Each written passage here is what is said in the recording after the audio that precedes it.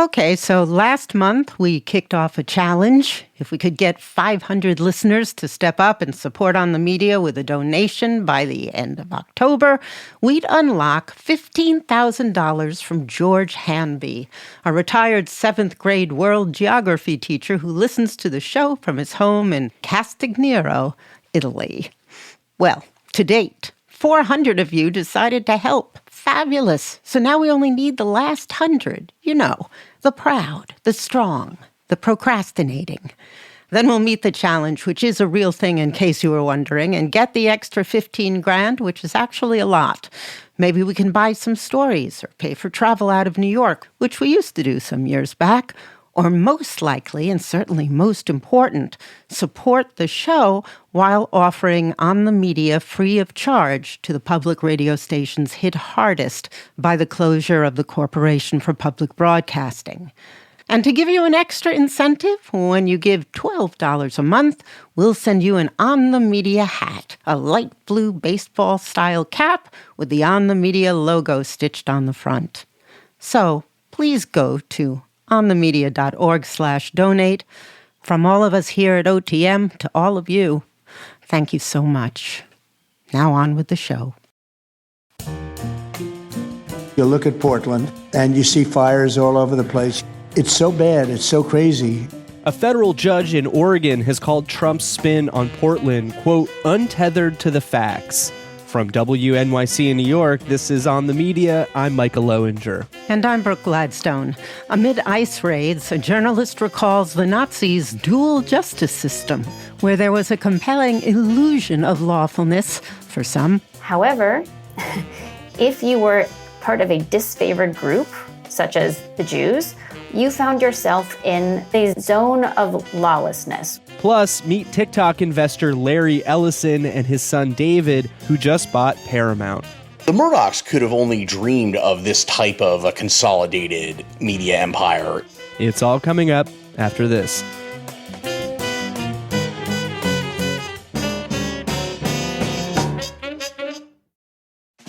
Maybe you already know about naked short selling. Maybe you personally shorted stocks yourself, but do you know about the time short sellers ruined a Super Bowl, basically? For me, I was a little late, but red flags went up like, what is going on? This is really scary. At Planet Money, we get the story behind the money to explain how money works. Listen on the NPR app or wherever you get your podcasts. From WNYC in New York, this is On the Media. I'm Micah Loewinger. And I'm Brooke Gladstone with another quick refresher. We're not doing this every week, I swear. But this week, the Nobel Prize went to, not you know who, but to Maria Corina Machado, a Venezuelan opposition leader now in hiding for her tireless efforts to advance democracy in the, quote, face of ever-expanding authoritarianism in Venezuela. As for news on what looks like ever-expanding authoritarianism here at home, Thursday night, Illinois federal judge April M. Perry, a Biden appointee, issued a 14-day restraining order on the Trump administration's deployment of National Guard troops in the Chicago area. She said, "I see no credible evidence that there is danger of a rebellion in the state of Illinois." The New York Times reported that the Trump administration attorney, Eric Hamilton, said the troop presence in Chicago was merely a, quote, limited mission of defending federal property and federal agents, but he wouldn't commit to the mission remaining limited to those functions. I am very much struggling to figure out where this would ever stop, Judge Perry said. Donald Trump's deranged depiction of Chicago as a hellhole, a war zone, and the worst and most dangerous city in the world was just complete BS. He clearly has decided to declare war on a great American city that has the lowest homicide rate in 60 years. Illinois Governor J.B. Pritzker described the impact of weeks of increasingly aggressive enforcement actions by ICE called Operation Midway Blitz. Families have been snatched up off the streets or removed from their homes, zip-tied and detained for hours, including especially U.S. citizens and legal residents of our state. Peaceful protesters have been hit with tear gas and shot with rubber bullets. Journalists simply reporting the facts on the ground have been targeted and arrested. U.S. citizens, including children, have been traumatized and detained. This escalation of violence is targeted and intentional and premeditated. The Trump administration is following a playbook: cause chaos, create fear and confusion, make it seem like peaceful protesters are a mob by firing gas pellets and tear gas canisters at them. Why? To create the pretext for invoking the Insurrection Act so that he can send military troops to our city. He wants to justify and normalize the presence of armed soldiers under his direct command. On to Portland. President Trump on Wednesday. I don't know what could be worse than Portland. You don't even have stores anymore. They don't even put glass up. They put plywood on their windows. But most of the retailers have left. Last week, Karen Immergut, the federal district court judge for the District of Oregon, nominated by Trump, said that his view of Portland was simply untethered to the facts. Though there have been a handful of, quote, inexcusable incidents, she said they were easily handled by regular law enforcement forces. But on Thursday, two of the judges on the three-judge panel charged with hearing Trump's appeal of her decision, the two Trump appointees, seemed to disagree. Judge Ryan Nelson suggested that there was more than met the eye here, and he wasn't sure that if President Lincoln had only judged by what could be seen on the streets, even Lincoln wouldn't have been able to bring forces to Fort Sumter when he did. But by then, 11 southern states had already formed the Confederacy, so come on. The president, however, believes everything he sees on Fox and certain other sites. You see it on your network where you have these bombed out cities and these bombed out people. Last month, he told reporters that he might send National Guard troops to Portland because of the horrible scenes of violence Fox News was airing. Several of those moments actually were from 5 years ago, recorded during protests sparked by the murder of George Floyd, although they weren't labeled as such.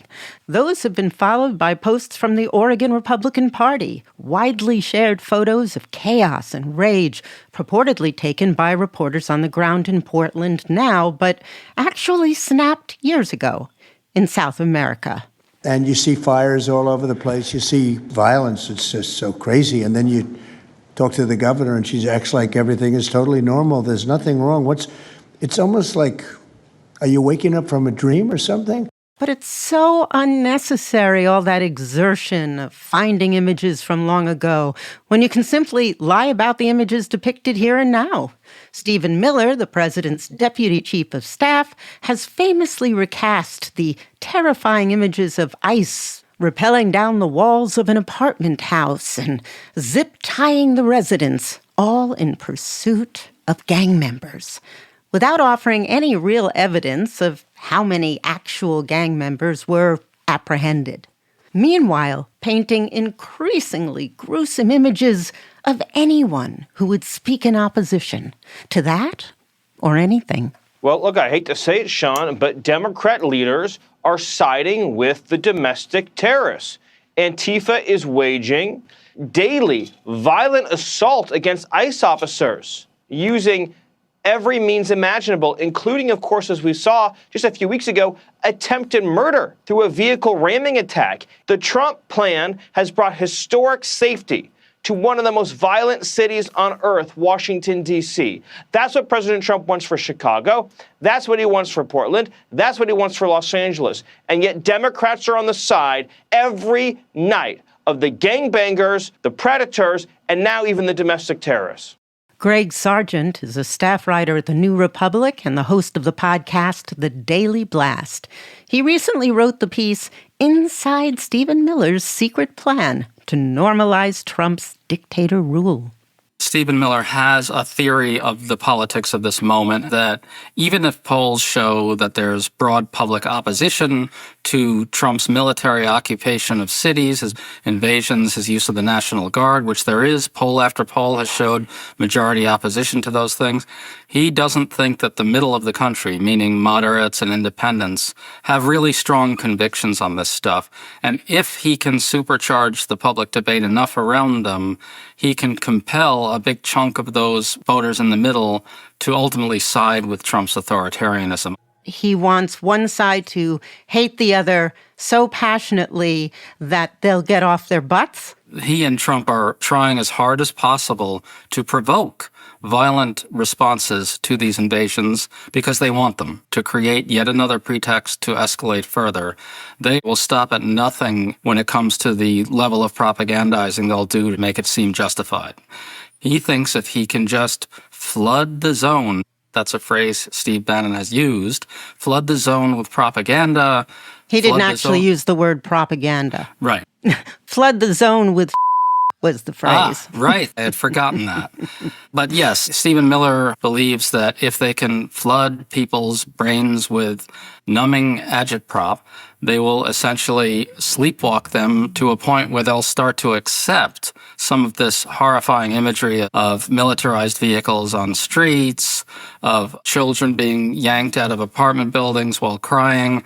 The middle of the country can be persuaded to see that as a proportional response to the threat that he's depicting, which doesn't actually exist. You were saying that a good example was Miller's response to Chicago's ICE raid? Yes, Miller has been all over the airwaves of right-wing media and all over Twitter saying that this was justified because there's an insurrection going on. In fact, he actually said on Fox News to Laura Ingraham that the building that was just raided on the south side of Chicago was necessary because the building was full of Tren de Aragua terrorists trying to create the impression that urban centers are cesspools of terrorism, and even said the Democratic Party is akin to a domestic extremist organization. What is it that Democrats don't seem to understand? As a general matter, Democrats are operating from a posture where they're a little reluctant to engage the debate over these hypermilitarizations of cities because they think Trump can characterize them as weak on crime, and they don't think they can win that argument. I think a number of their consultants are telling them to stick to health care and kitchen table issues, but they're not reckoning with how aggressively Stephen Miller is using propaganda to move the middle of the country to a place of complacency about all these authoritarian tactics. And I think Democrats should wake up and calibrate their response around a recognition of that. And you say that two Democrats really have calibrated a response. J.B. Pritzker, the governor of Illinois, has been very good on this. He recognizes that Democrats are in the middle of what's functionally an information war. So has Gavin Newsom. The two of them realize that they need to be incredibly clear and blunt in warning of the threat that Trump poses and what Trump is trying to do. Senator Chris Murphy has been really, really good on this as well. He's gone out into every conceivable forum he can get himself into to talk about the threat, but not enough Democrats are speaking the way these three are. They need to get into these big public arguments with Republicans over what's actually happening in these cities with an eye toward shocking the middle of the country in a way that will move them towards the Democrats. Pritzker has used, you say, urgent moral language. He's been bluntly saying that these militarizations are a precursor to something much worse. Gavin Newsom has used the phrase martial law. I do believe that Stephen Miller wants Donald Trump to invoke the Insurrection Act to unlock vast new authorities to use the military on domestic soil. For what, I don't know, but right now we just saw the New York Attorney General Letitia James indicted by Trump's stooge, handpicked U.S. attorney. Clearly, they are targeting the Democratic Party and the constellation of liberal groups in Washington. They keep characterizing as allied with domestic terrorists. They're going to probably try to do things like IRS investigations and potentially even some criminal indictments by blaming them in some sense for inciting violence against ICE. We're looking at an effort to really maximize authoritarian power and concentrate it behind one man. Just going back to something you said earlier, you said that Democrats feel that this may be a trap enticing them into a losing debate about crime or being soft on crime. Where they are at a supposed disadvantage. But that concedes too much up front. It presumes in advance that the public will actually believe that Trump is sending the National Guard and the military into cities to fight crime. Why would anyone believe that? It's obviously not the case. The bottom line is that Trump is just making stuff up precisely in order to create pretexts for the actions that he's already decided to do anyway. A 3-year-old can see through what he's doing. There's no need to sort of assume up front that they win the argument over these things. What Democrats can do is shift the debate back to where it should be, which is that what Trump and Stephen Miller are doing is abhorrent to anyone who values life in a free society. Greg, thank you very much. Thanks so much. Greg Sargent is a staff writer at The New Republic and the host of the podcast, The Daily Blast. Coming up, a legal system split in two. This is On the Media. WNYC Studios is supported by Dell Technologies.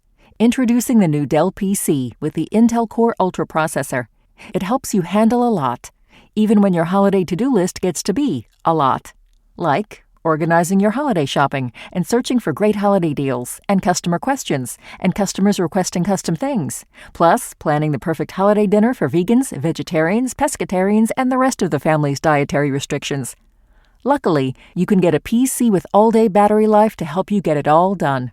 That's the power of a Dell PC with Intel inside, backed by Dell's price match guarantee. Get yours today at Dell.com/holiday. Terms and conditions apply. See Dell.com for details. Maybe you already know about naked short selling. Maybe you've personally shorted stocks yourself, but do you know about the time short sellers ruined a Super Bowl, basically? For me, I was a little late, but red flags went up like, what is going on? This is really scary. At Planet Money, we get the story behind the money to explain how money works. Listen on the NPR app or wherever you get your podcasts. This is On the Media. I'm Micah Loewinger. And I'm Brooke Gladstone. This week, across the street from the Congress, the Supreme Court began a new term. The Trump administration has been on quite the winning streak at the High Court. In June, one such win came when the conservative majority sided with the president's request to stop federal judges from issuing nationwide injunctions, in most cases, against his order denying the constitutional right to citizenship to all born here, as challenges move through the lower courts.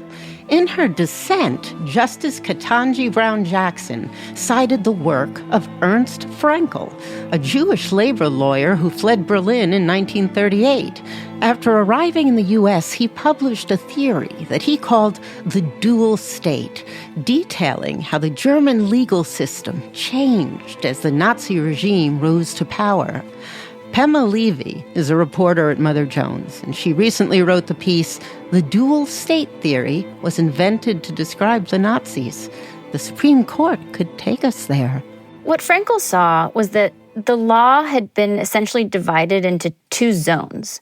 The first he called the normative state. In that state, the law applies. So if you need help with a contract, if you need to get a loan, if you have a dispute with a neighbor, you go to court, and the law prevails. That's where most Germans were, and it enabled life to generally continue as normal. However, if you were part of a disfavored group, such as the Jews, you found yourself in what he called the prerogative state. And in that state, the law does not apply. It is a zone of lawlessness. Whatever Hitler wants, he does. There's an implication in Frankel's argument that there is an illusion that enables the public to kind of look the other way? Absolutely. What Frankel observed is that the dual state, and specifically the decision to allow the normative state to exist, is a political calculation, which is that if the capitalist economy continues and if people think that their lives will not be too affected by this new regime, then they will not object to it in the same way that if the economy suddenly went topsy-turvy and none of the rules applied and everyone's rights had disappeared. So even though they were in an authoritarian regime, there was this fiction of a safe zone in which most people operated. So it allowed Hitler to consolidate power and move forward with his project of a fascist ethno-state because most people thought they were safe. So in Justice Jackson's dissent against the High Court's decision on birthright citizenship, she invokes Frankel's dual state idea and accused the majority of facilitating a two-track system of justice. How did she get from the birthright decision to Frankel? So just take a step back. On January 20th, Trump's first day in office, he signs an executive order that limits birthright citizenship to the children of citizens and green card holders. Suffice it to say, that's not what the Constitution says. Several courts issue these nationwide injunctions saying, no, that cannot go into effect. That's not legal. The Trump administration goes to the Supreme Court and says, please stop these lower courts from issuing nationwide relief. And the 6 Republican appointees go along with that. And they issue a decision in June by Justice Amy Coney Barrett that courts can grant relief to the parties that sue, but they cannot simply extend that relief to any similarly situated person across the country. So in the context of birthright citizenship, that would mean that if you are an undocumented immigrant or you have, a student visa, you can go to court, you can get relief from the court, but someone else who hasn't gone and sued, they cannot get that same relief. So draw the bead. How does this connect to the zone of normalcy versus the zone of lawlessness? Jackson really astutely makes this point. She says, you have a set of laws that apply to people who go to court, and then a zone where the law simply does not protect the people who don't have recourse to go to court. She also accuses the majority of essentially using a bunch of legal speak to create a smokescreen that makes this all look really normal, like they're just doing the law, when really what they're doing is pushing the law aside and carving out these spaces where Trump can do whatever he wants, and they're calling it law. Can you give me some other examples of the zone of lawlessness? ICE is truly the face of a prerogative state. We just saw them rappel from helicopters onto a apartment complex on the south side of Chicago, bash in doors without warrants, grab American citizens and non-citizens alike, zip tie them, drag them out of their homes, ransack their apartments. That is not legal. That is not constitutional. That is not how it's supposed to work. And yet that is what they're doing. The extra-legal killings of civilians on Venezuelan boats, there is no law that says Trump can do that. There is international law that says that is a war crime, and yet they've done it, I believe, 4 times. The administration detained foreign students and green card holders, I'm thinking of Rumeysa Ozturk and Mahmoud Khalil, for months because of their speech. They're firing watchdogs throughout the federal government, firing the heads of agencies despite laws prohibiting those firings, all in the service of creating a state without checks so that it can unleash arbitrary power as it sees fit. Which means that the normative state is just an illusion, and a once favored person, disfavored, could just drop into the prerogative state at any moment, and God help you. Yeah, I think this is actually really key to what Frankel was describing, which is that even though the normative state feels safe, it's not. One of the examples that really stood out to me was Frankel's description of what happened to tenancy laws. The tenancy laws protected everyone. So when landlords were refusing to rent homes to Jews, the courts initially said, no, you have to rent to Jews. And then the Nazi press went after these decisions. The courts realized that tenancy law was no longer in the normative state and that they had to get on board. Frankel quotes the Appellate Court of Berlin, which literally says, the question before the court is not a problem of the law of landlord and tenant, but a question involving a fundamental outlook on life. And so put the Nazis' policies above the laws. So we have 3 big cases coming up that you say could very well define how far down into the zone of lawlessness we'll go. Case 1, let's talk about the tariffs. Trump claimed power to impose them under the 1977 International Emergency Economic Powers Act, which gives presidents the power to respond to, quote, any unusual or extraordinary threat from abroad. But it doesn't mention tariffs explicitly, so I guess that's going to come up. There are 2 pieces of this. The first one before the court on November 5th is whether or not this law actually gives Trump the power to levy tariffs, because it doesn't explicitly say so. Tariffs are a congressional thing. Yes, it is literally Congress's power as specifically stated in Article 1 of the Constitution. So that is a second piece of this. Like, can Congress even give the president this power that the Constitution actually gives to Congress?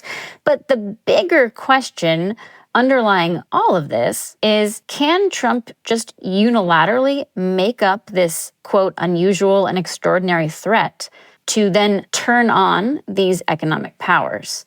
For the tariffs that he announced on Canada and Mexico, for example, the emergency was fentanyl. And fentanyl is bad, but it's been coming into the country for years. Does it follow that he should be able to call this such an extraordinary threat that he can then levy these 25% tariffs? Didn't the Roberts Court actually uphold lower court decisions that the president couldn't unilaterally impose a major policy like that? Yes, I think you are referring to the major questions doctrine, which is a recent invention of the Supreme Court that has just been applied to Democratic presidents to tell them that they cannot do things that are not really explicitly laid out in the law.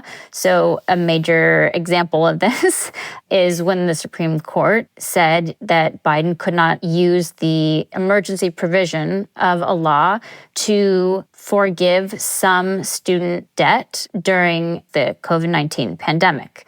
They basically said, because the law in question, the HEROES Act, doesn't explicitly say forgive loans, you've gone too far. So if they are going to be consistent with this major questions doctrine, then there is no world in which the court could then turn around and say, yes, even though IEEPA doesn't explicitly say tariffs, you can put tariffs on any and every country you want in an amount that you decide. No big deal. That is sort of a hallmark of what I would call a dual state Supreme Court, is if you think that the major questions doctrine is a thing, and then all of a sudden, when Trump wants to do something, it suddenly disappears.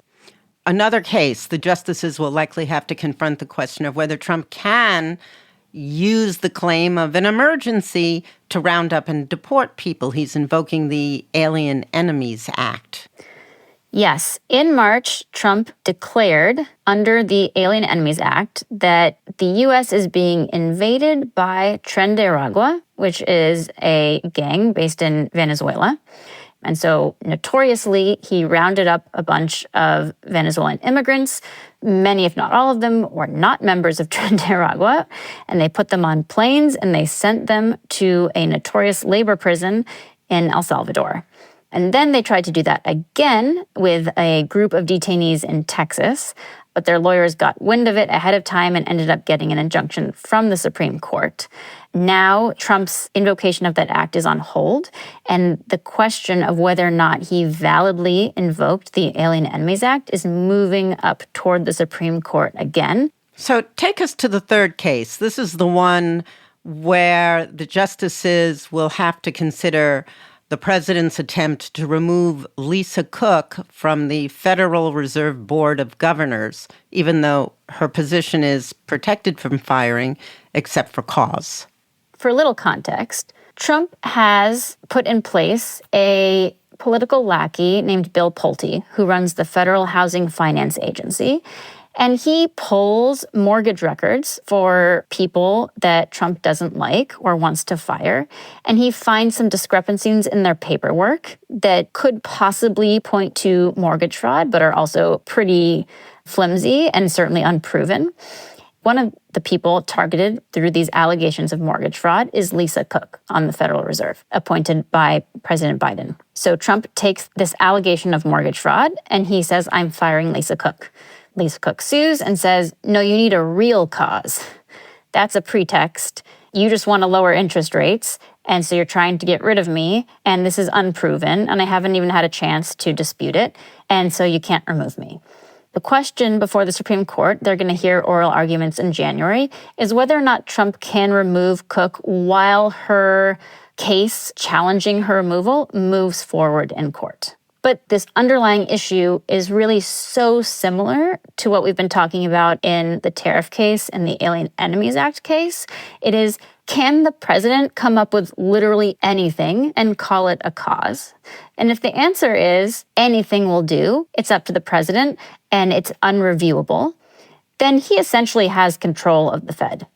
And if he has control of the Fed, he has control of the US economy and the world economy. He can use the Fed to switch off individuals and companies' access to the financial system. So talk about being in the normative state and then all of a sudden dropping into the prerogative state. Like one day you can have a bank account and one day you can't. Now, wouldn't this bump up against Frankel's observation that the Nazis, for as long as they could, did try to protect stability in the economy? Absolutely. It puts the Supreme Court in a really difficult position because a dual state Supreme Court will try to cede power to the president, but make it look like everything is fine. I have to say, I really started out watching their, especially, emergency docket decisions this year, thinking they're siding with Trump because they agree with him.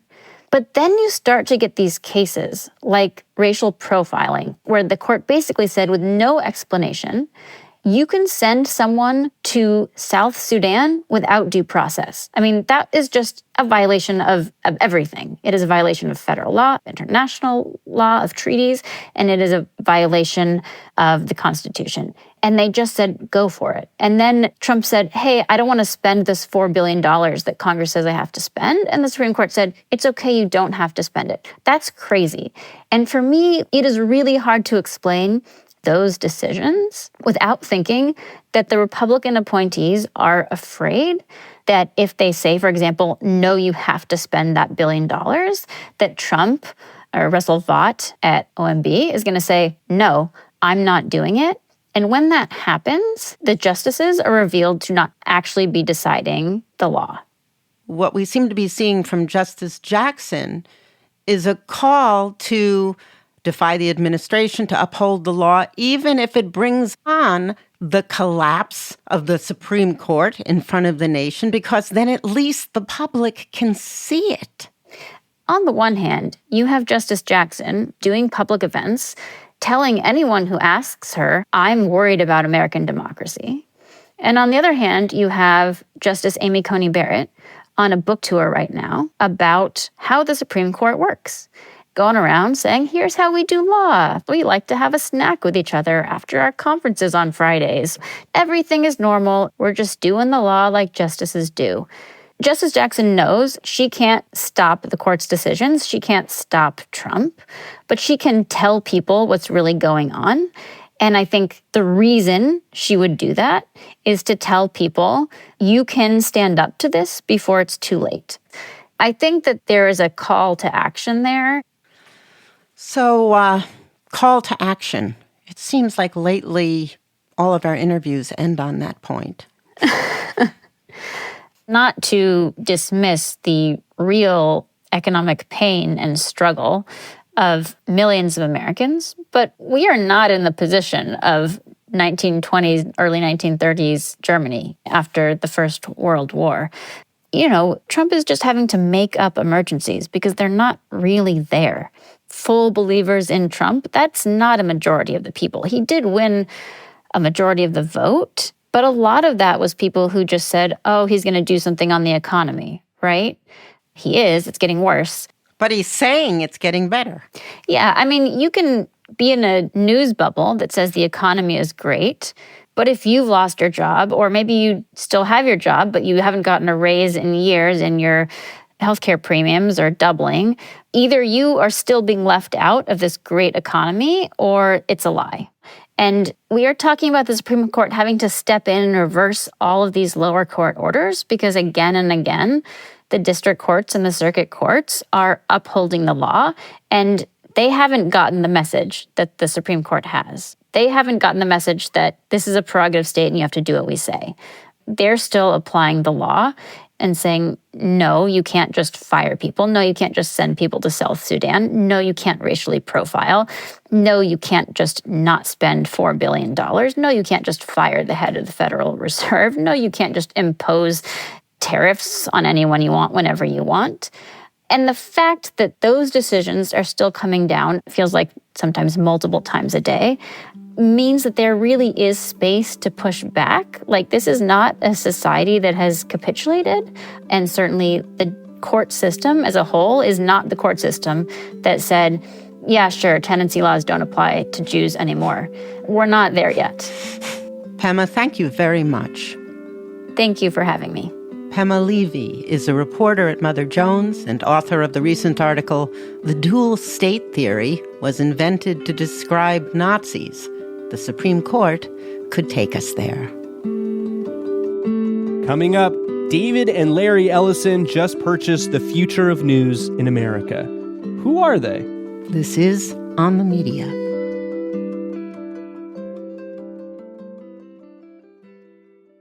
WNYC Studios is supported by Dell Technologies.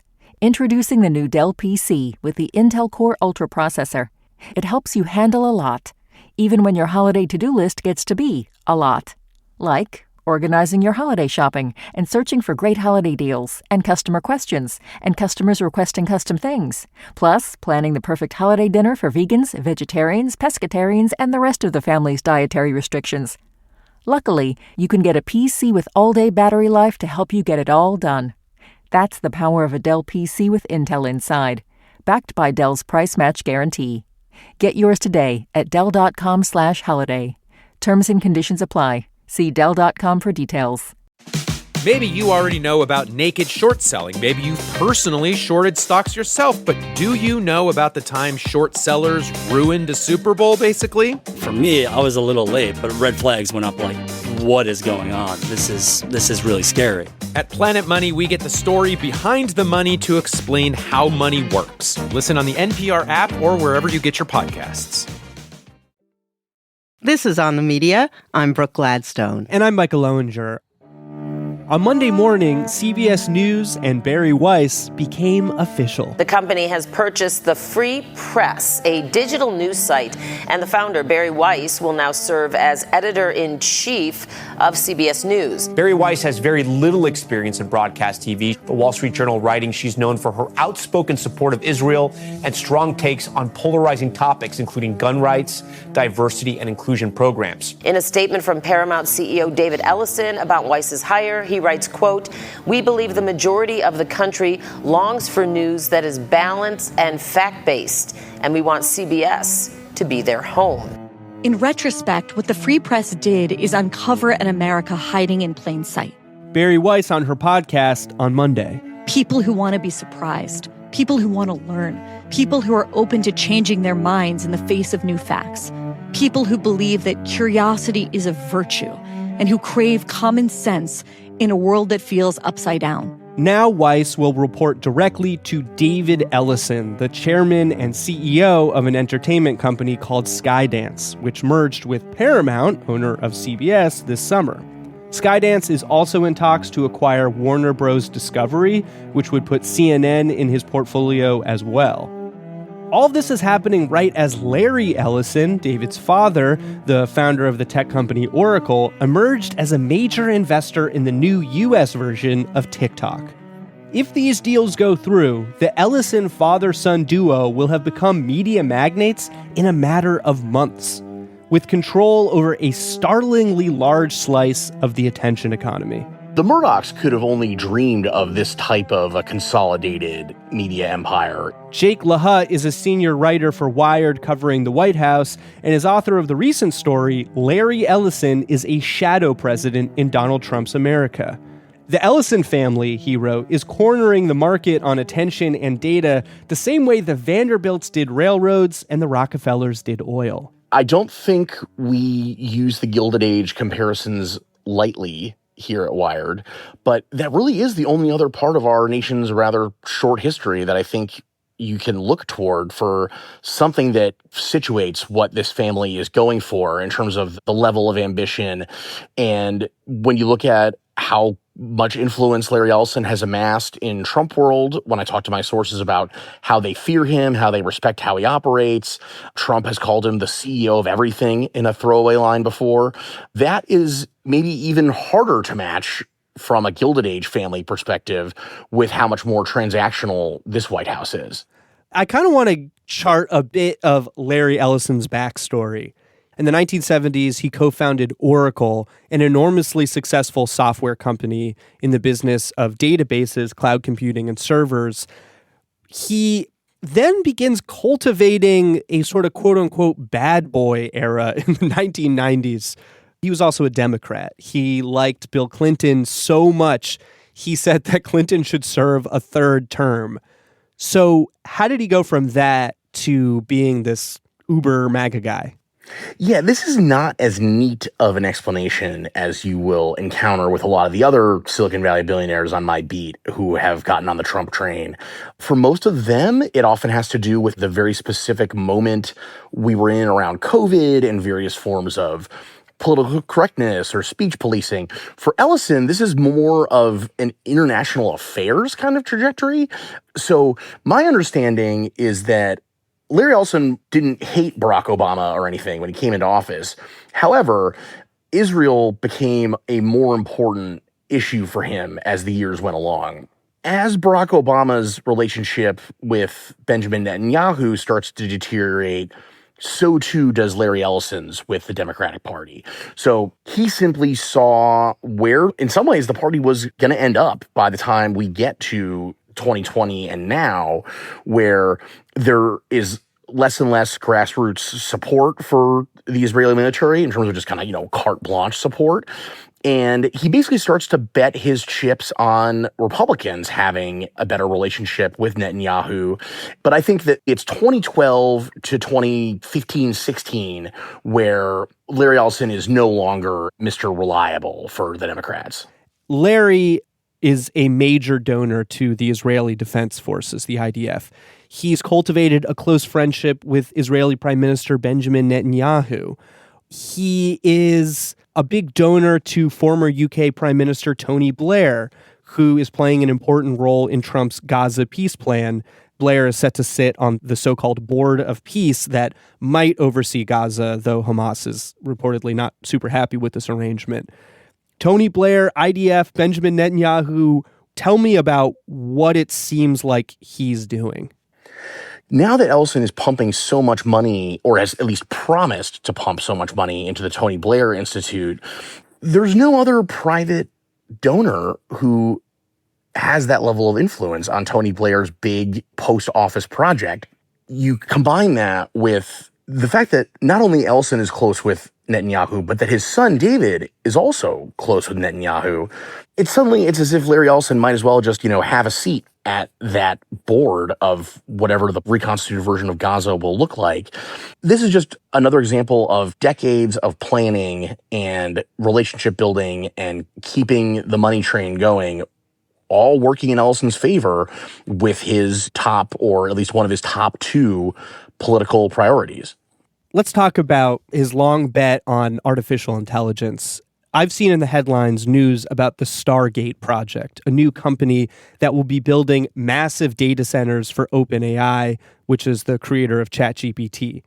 This past summer, OpenAI announced that they're partnering with Oracle on a huge new data center in Texas, a $3 billion partnership. Here is Larry Ellison speaking last year about the AI race.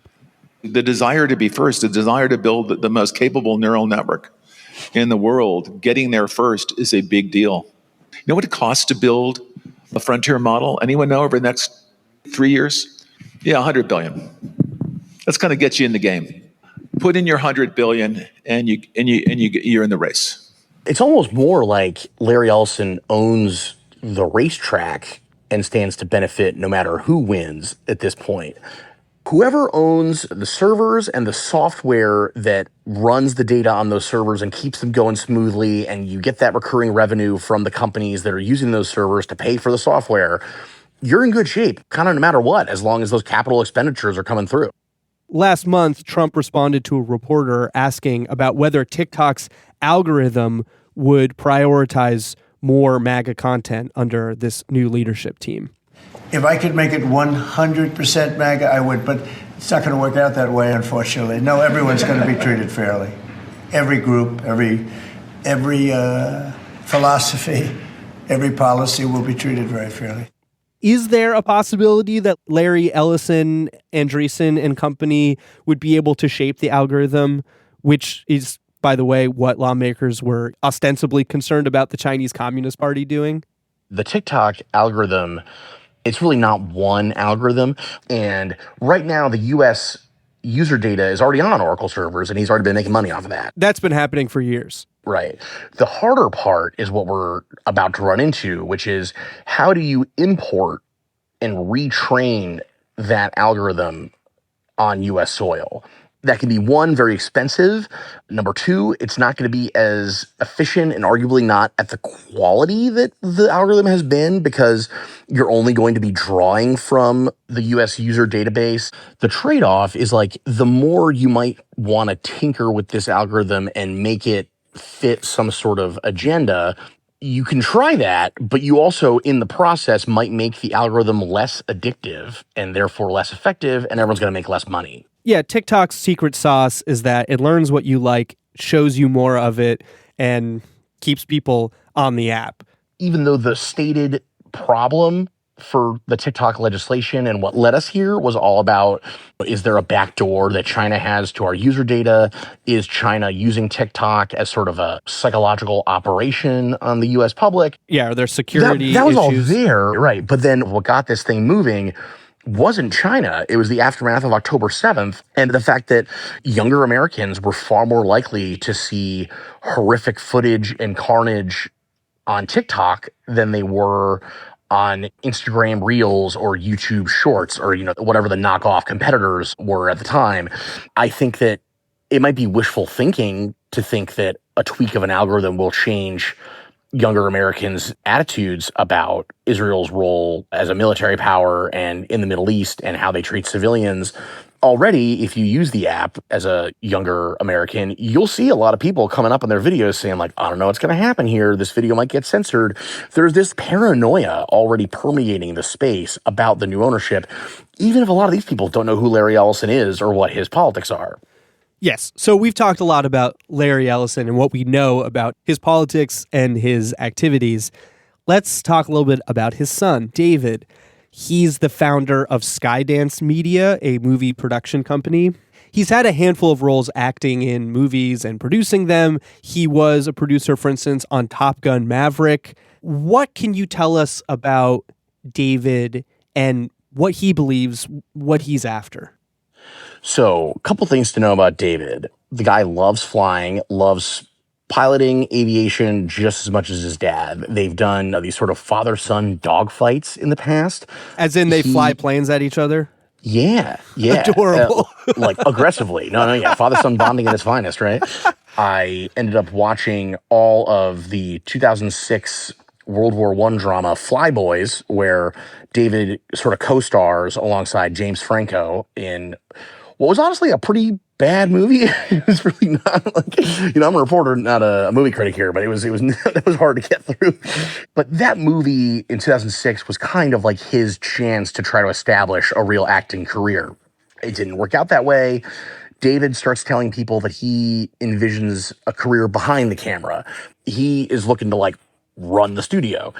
David, I kind of feel bad for the guy almost because all my Trump sources don't even know who he is. He's the one with the keys to this really important part of the kingdom, and everyone just refers to him as Larry Ellison's son or Larry's son. Don't feel too bad. You can't root for a Nepo baby in this country anymore, can you?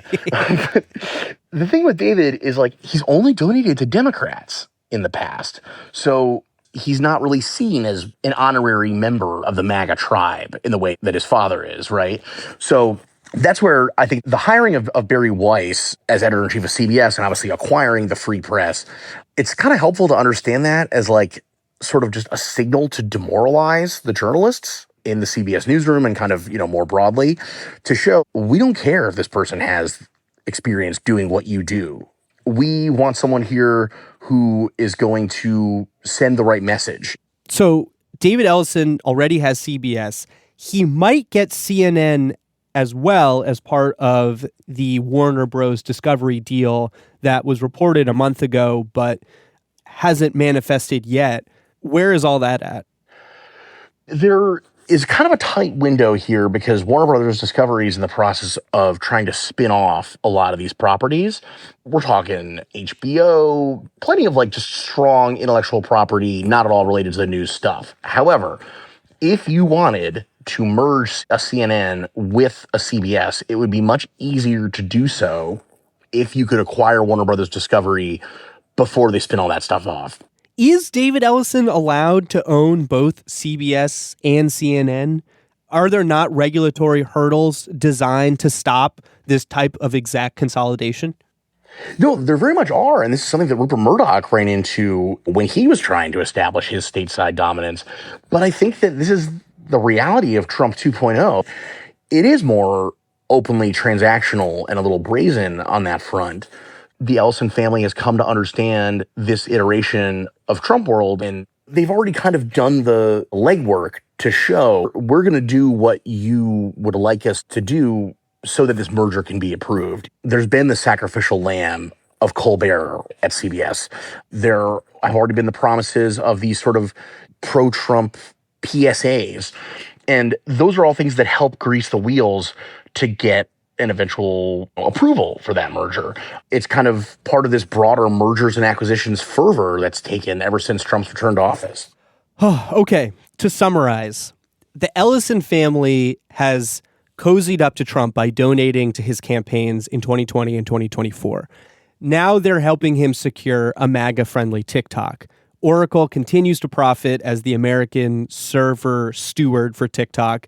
Then there's the new $300 billion OpenAI data center, a deal blessed by Donald Trump himself, along with a bevy of government contracts that are, presumably going Oracle's way as well. David Ellison just snagged Paramount, and he's likely to get FCC approval to buy Warner Bros., which would give them CNN and oodles of Hollywood IP if that deal goes through. Meanwhile, the Ellisons have effectively purchased an unofficial seat at the Israel-Hamas negotiation table. Am I missing anything big here? No, it really does sound legitimately insane when you lay it all out like that, but that's what we're dealing with here.